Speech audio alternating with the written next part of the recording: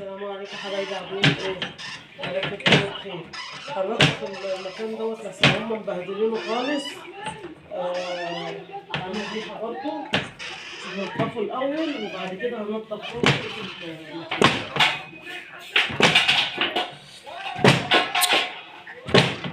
الله.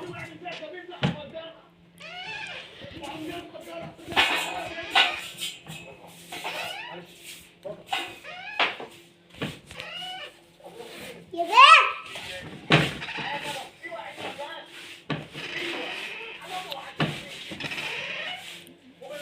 بعد كده ماما اهو اقعدلي ايه؟ اقعدلي هتقعد لي؟ اه هتقعد لي ايه يعني بقى؟ يعني انا ناقصاك؟ اه اقعد بعيد يلا.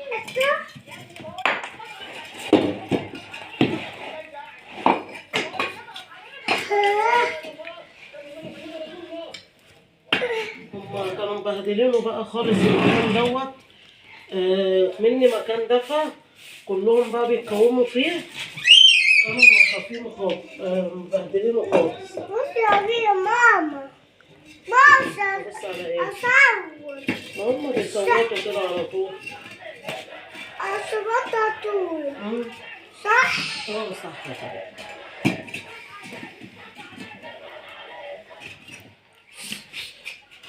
هظبطهم بقى على اساس ان انا اخليهم اتنين بس. انا كنت عامله كل اللي كنت عاملاه عشان كانوا كتير هيولدوا، اما الوقت بقى خلاص اللي هم ولدوا وماتوا دولت. تعالى كده. وانا هحاول برضو ان انا اصبها، هبنيها يعني عشان ما يقعش كل شويه كده.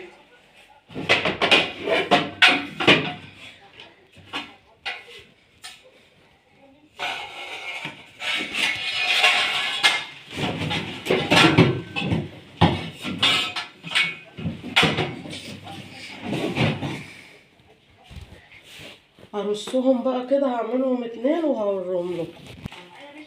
انا عملت لهم اهو في المكان ده. هم طبعا مبهدلين الفايبر، بس انا نقيت اللي هو الناشف شويه فيه وحطيته لهم كده. انا كبرت لهم البيوت اهيت وعليتها شويه عشان ما تبقاش واطيه. قلت لهم برضه كده شويه اشاره على نظافه كده. هما كمان يعني الجو ساقعة فبيخش كلهم يتكوموا هنا. بس هما لو نضاف ما كانوش هيعملوا حمام كده على المكان اللي هما بيتدفوا فيه. دي كده اهو هعملها بقى، احط عليها الخشب كده.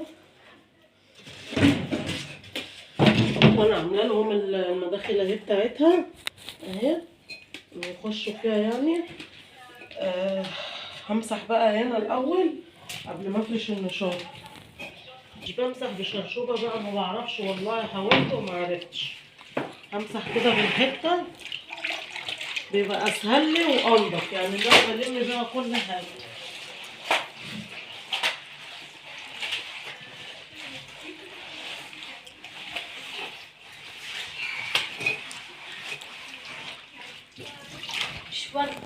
هحطهم بقى دوت يتلهوا في هنا كده عشان انا اخلص الحته دي برضه.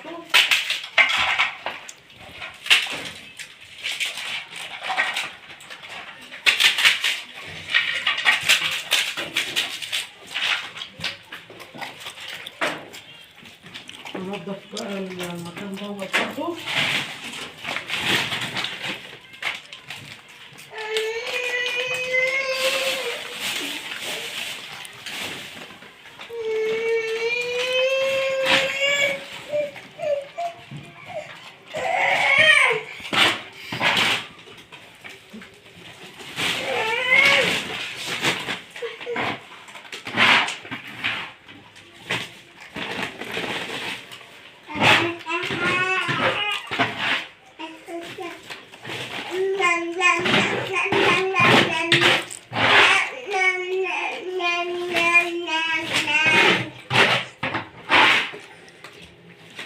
نم نم نم نم يلا نم. روحوا كلوا روحوا كلوا، انا حاطه الاكل هناك. يلا يلا يلا يلا يا فنان، يلا روح.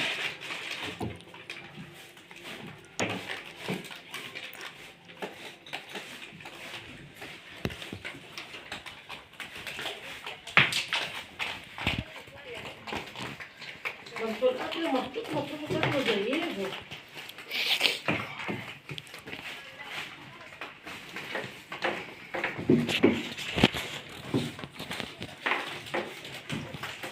نم نم نم نم.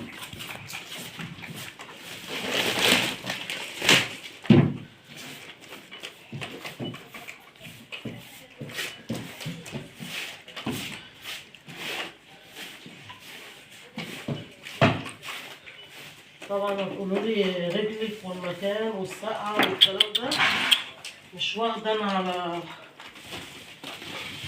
لبس شبشب وانا بعمل حاجة. في حاجات كتير انتوا بتقولوا لي عليها انا مش بصراحة بحاول اعملها ومش بعرف يعني.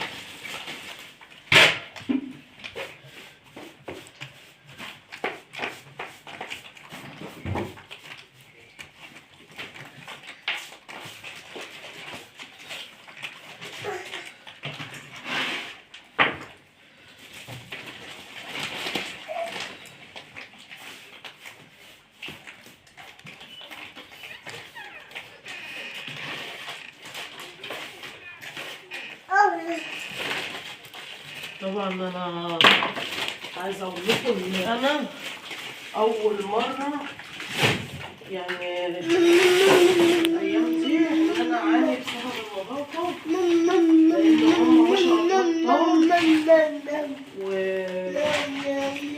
وعايزين نظافه كل شويه، وانا طبعا مشغوله بره في المحل. على قد ما بقدر ان انا انضف لهم. ماما اما بسيبهم شويه بصوا المنظر بيبقى عامل ازاي. ماما بس يا أقول ماما. ما تقولش ماما، ما تقول ماما ولا بابا، اسكت. ماما ماما. الله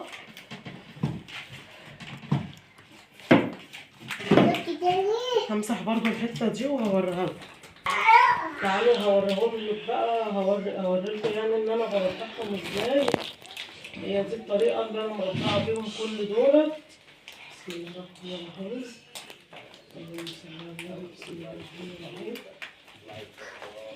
انا هرضعهم بقى. بصوا انا بمسكها كده وبسيبهم بقى، هما اللي بيجروا عليها اهي، هما اللي عارفين بيروحوا جاريين عليها وبيرضعوا اهو.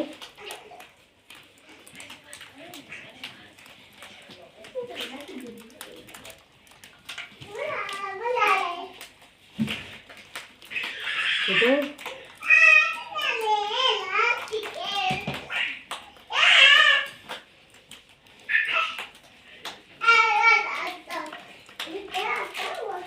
كده هما كده. هي دي طريقة رضاعتي للأرانب يعني في بعض الأوقات يعني كده، لما بسيبها معاهم شوية في المكان أو في الكرتونة وألاقيهم نايمين كده مش يعني ألاقيهم مش بترضعهم ولا حاجة أو مهملة فيهم، فبضطر إن أنا أعمل كده. والله العظيم كل دول أنا عاملاهم كده، يعني مش كل الأوقات بس يعني آليات الأوقات أو آليات الرضاعة اللي أنا برضعها هي دي، فاهمني؟ يعني بنتعب شوية بس في الآخر بنلاقي. يعني أنا الأسبوع ده إن شاء الله هطلع منهم قد 6 ولا 7، عشان في ناس حبايبي يعني قايلين لي وكده، فهذبح منهم وهبيع لهم. لأن أنا خلاص الشكارة أنا فاتحاها بقالي بتاع أسبوع أهو، شكارة العلف، فهضطر إن أنا أجيب شكارة تانية.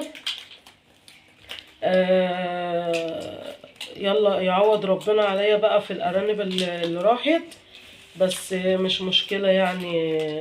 اللي جاي إن شاء الله يبقى أحسن. مليش نصيب فيهم طبعا. ف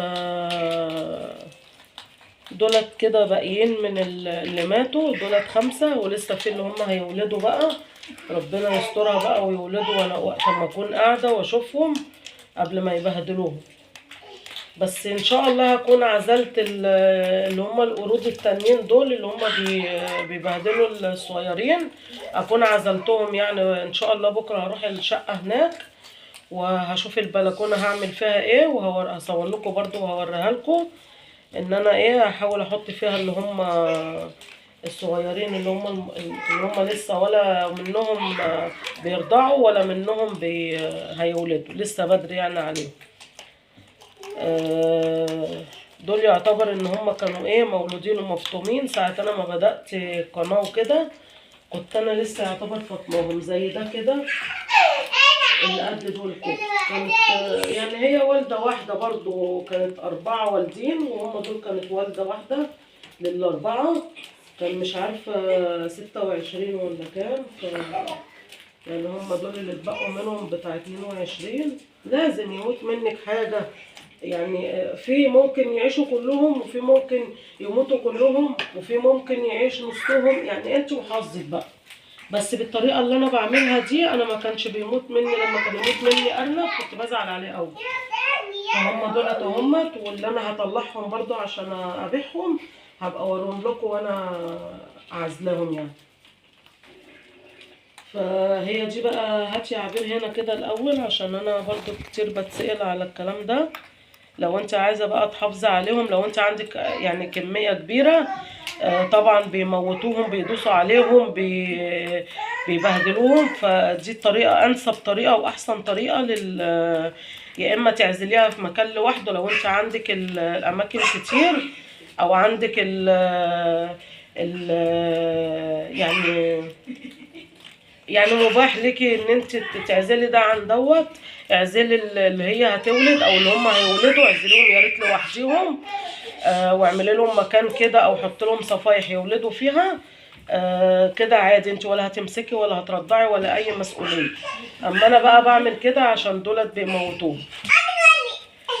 فربنا يسهل ان شاء الله. بكره هصور لكم برضو هناك وهوريكم المكان وقولوا لي يعني هعمل فيه ايه وكده. هي في عشه هناك بس انا هتقولوا لي يعني ان انا هعمل فيها ايه وكده. فدولت اهمت. انا كده انا مش هحط اكل تاني بقى الليله دي، انا كده هحط شويه الخضره اللي في الشنطه دول بس، وحطيت لهم العلف وحطيت لهم العيش حلو قوي كده. فهبيتهم بقى على كده عشان برضو دولت انا برضعهم 3 مرات في اليوم بنفس الطريقه. تمام. وبقى هروح مدفيهم في انا حطاهم في العلبه الصغيره ديت عشان هم قليلين ما يبقاش العلبه كبيره عليهم ويموتوا. مدفياهم بقى انا كده في العلبه الصغيره ديت، وكل شويه يعني برضعهم 3 مرات في اليوم. فيا رب يكون الفيديو عجبكم، ولو عجبكم حطوا اللايك، واللي ما اشتركش يشترك معايا في القناه. عايزه القناه تعلى بيكم طبعا. و شوفوا وشكم بخير. هوريكم برضو الارنب. بصوا بطنها هي كده رضعت خلاص الحمد لله. تمام اهي اهي ما فيهاش مكان اصلا. هخلص بقى رضاعتهم وهحطهم في العلبه دفيهم وهشيلهم وهبيت بقى دول. سلام عليكم حبايبي.